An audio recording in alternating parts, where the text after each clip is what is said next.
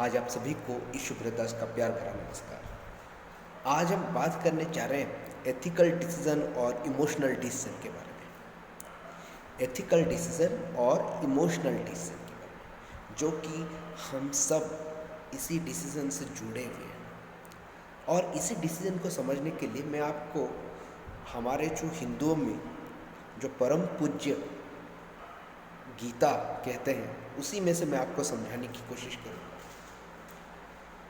क्या होता है, कुरुक्षेत्र का माहौल था, यानी कि जब लड़ाई हो रही थी, महाभारत की लड़ाई, ये तो आप सभी ने सुना ही होगा। तब अर्जुन श्री कृष्ण जी को कहते हैं, लड़ाई स्टार्ट हुई नहीं थी, अर्जुन श्री कृष्ण से ये कहते हैं कि हे श्री कृष्ण, मुझे मैदान के बीच ले चलिए। तो श्री कृष्ण भी मैदान के बीच ले जाते हैं। तो पूछते हैं कि मैदान के बीच तो ले आया, अब क्या करें ना, मुझे अपने परिजनों को अपने सामने से देखना है। तो जब वो अपने परिजनों को सामने से देखने लगते हैं तो उनके मन में इमोशंस जाग जाता है। क्या इमोशंस था? वो कहते हैं श्री कृष्ण से, देखो श्री कृष्ण, यहाँ पे कोई मेरा भाई है, कोई मेरा मामा है, कोई मेरा चाचा है, कोई मेरा दोस्त है, सब मेरे सामने खड़े और आज मुझसे लड़ने के लिए आए, आज मुझसे लड़ने के लिए आए। तो ये देख के मैं कैसे लड़ूं इनके साथ, क्योंकि अर्जुन को याद आता है कि बचपन में ये इन्हीं के साथ खेला है, कोई उसका गुरु है, गुरु से वो शिक्षा भी लिया है। तो ये सब जब बातें याद आती हैं अर्जुन को, तो अर्जुन क्या होता है, बेचारा इमोशनल हो जाता है। इमोशंस होना ठीक है, पर इमोशनल होना गलत बात है।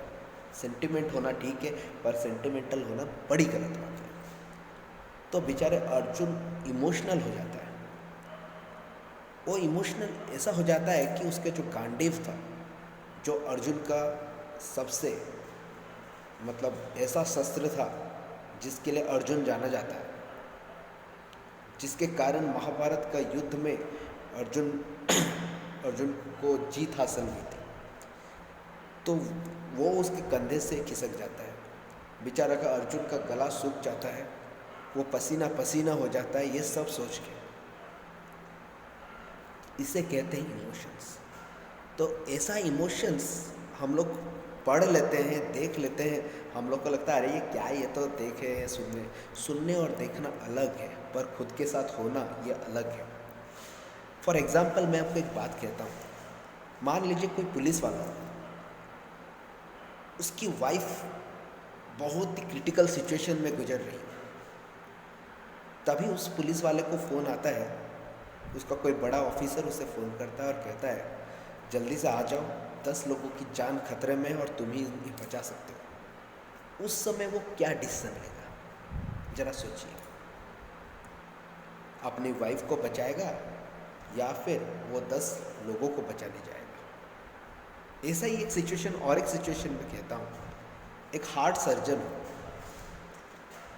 वो एक बहुत ही अच्छा हार्ट सर्जन होगा, उसकी एक बेटी होगी, और उसी की बेटी का वो जिस दिन शादी होगा ना, उसी दिन उसको कॉल आएगा कि किसी का हार्ट ट्रांसप्लांट करना है इसी समय, वरना वो मर जाएगा और जल्दी से चले आओ। तब वो बेचारा क्या करेगा, अपनी बेटी का कन्यादान करेगा या फिर हार्ट ट्रांसप्लांट के लिए मेडिकल जाएगा। तो इसी को कहते हैं एथिक्स और इमोशनल सिचुएशंस और एथिक्स और इमोशनल डिसीजन।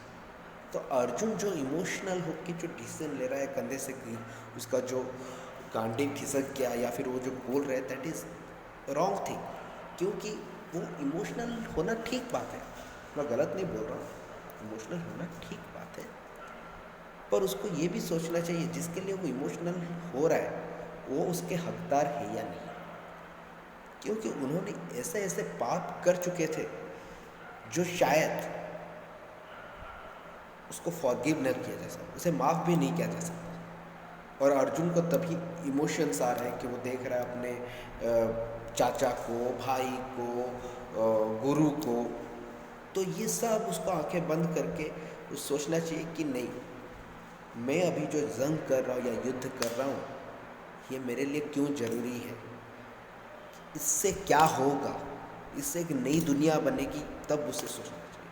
पर नहीं, वो बेचारा इमोशनल हो गया। और एक चीज़ मैं आपको बोलता हूँ, एक इंश्योरेंस एजेंट है, उसकी माँ बीमार है, वो एक गलत पॉलिसी अगर बना के कुछ बेचेगा तो उसमें से उसे 2 पैसा मिल जाएगा, जिससे वो अपनी माँ का तबीयत जो ख़राब है उसको ठीक कर सकता है। और अगर वो सही पॉलिसी सही दाम पे बेचता है तो उसकी माँ मर भी सकती है। तो वो सिचुएशन में बेचारा वो करे क्या। तो ऐसे ऐसे सिचुएशंस आते हैं। तो अर्जुन की जो सिचुएशन थी ना, वो हमें शायद पढ़ने से या देखने से शायद सबको सही लगे, मतलब हम लोग बोल देंगे कि नहीं है ये तो युद्ध कर लो, वो कर लो, ये कर लो, पर जब हम पे बीतती है तब हमें पता चलता है सिचुएशन होता क्या है। और एक चीज़ कहता हूँ, एक टीचर अपने ही बच्चे को कम मार्क दे दे अपने ही एग्ज़ाम पे, ये बहुत रेयरली होता है। लेकिन अगर वो कम मार्क देता है ना, वो अपने बच्चे की क्या करता है, वो अपने बच्चे के जो फ्यूचर है उसे सुधारता है। पर ऐसे कम आदमी होते हैं जो सही डिसीजन लेते हैं। एक वाइस चांसलर किसी दूसरे बच्चे को एडमिशन करा दे अपने बच्चे को छोड़ के, ये भी बहुत कम होता है। एक जज जो कि न्याय के कुर्सी पे बैठा, अगर उसी का बेटा कुछ गलत काम करके आया हो, वो अगर उससे कर दे इसे फांसी पे टंगा दो, ये भी बहुत कम ही मिलते हैं देखने के लिए। एक पुलिस वाला होगा, उसका बेटा अगर चोर होगा, वो अपने चोर वाले बेटे को बचा ले, ये पहले सोचता है। वो ये नहीं देखता कि उसका बेटा क्या गुनाह किया है। हर जगह एक पॉलिटिशियन पहले वो अपने बेटे को खड़ा करता है, बाद में देखता है दूसरे के बेटे। पर कोई पॉलिटिशियन बहुत आपको रेयरली मिलेंगे जो कि अपने बेटे को छोड़ के किसी दूसरे के बेटे को अपने गद्दी पे बिठा दे।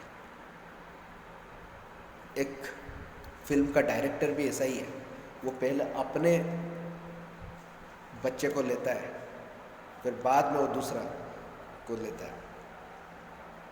तो ये सारी चीज़ जो है ना, ये इसी को हम लोग कहते हैं एथिकल डिसीजन और इमोशनल डिसीजन। ये जो चीज़ हम लोग अपने रिश्तेदार, अपने बच्चे जो पहले देखते, that is called emotional decision. हम लोग एथिकल डिसीजन नहीं लेते, जो कि एथिकल डिसीजन लेना ही सही डिसीजन लेना होता है। आप में से कितने कभी किसी ने कभी टैक्सी ड्राइवर, आप टैक्सी लिए होंगे, ऑटो रिक्शा लिए होंगे, जहाँ पे वो टैक्सी ड्राइवर का दाम हो रहा होगा 500 रुपया, पर गलत से अगर वो 200 रुपया मांगता है, तो क्या आप उसको बुला के बोलते हैं भाई तेरा 500 रुपया हो गया, ले ले, और 300 रुपया तू रख, तू गलत से 200 रुपया बोल दिया। कभी आप किए हैं? किसी वेटर को अगर वो आप उससे 5 कुछ मंगवाते हैं, 5 मील मंगवाते हैं, पर उसमें से वो आपको अगर 2 मील के पैसे लेता है, तो क्या आप उसे देते हैं? नहीं देते हैं ना। तो that is called ethical and emotional decision. और यही सब चीज़ को लेके हम लोग इसके बारे में ही बोल रहा था। तो हमेशा एथिकल डिसीजन ही लेना सही डिसीजन होता है। इमोशनल डिसीजन बहुत बाद में आप लीजिएगा। हमेशा एथिकल डिसीजन के ऊपर ही आप सोचिए। Ethical decision is the correct decision आपके लाइफ में। एथिकल डिसीजन अगर आप लेंगे तो आप आगे जा सकते हैं। इमोशनल डिसीजन कभी मत लीजिए। इमोशनल डिसीजन लेंगे तो शायद उसी वक्त के लिए वो काम आ जाए, पर देखिएगा आप ही को वो नुकसान कराएगा। तो हमेशा एथिक्स को आगे रखिए, इमोशंस को बाद में रखिए। इमोशनल कभी मत होइए। इमोशन होना ठीक है, इमोशनल होना गलत है। सेंटिमेंट होना ठीक है, सेंटिमेंटल होना गलत है। इसीलिए कई कबार मैं कहता हूँ, जिंदगी की हर सुबह कुछ शर्तें लेके आती हैं। जिंदगी की हर सुबह कुछ शर्तें लेके आती हैं। जिंदगी की हर शाम तजुर्बे देके जाती है। जिंदगी की हर शाम तजुर्बे देके जाती है। धन्यवाद। जय श्री राम, जय श्री कृष्ण, नमस्कार। आशा करता हूँ आपका दिन शुभ हो। नमस्ते, धन्यवाद।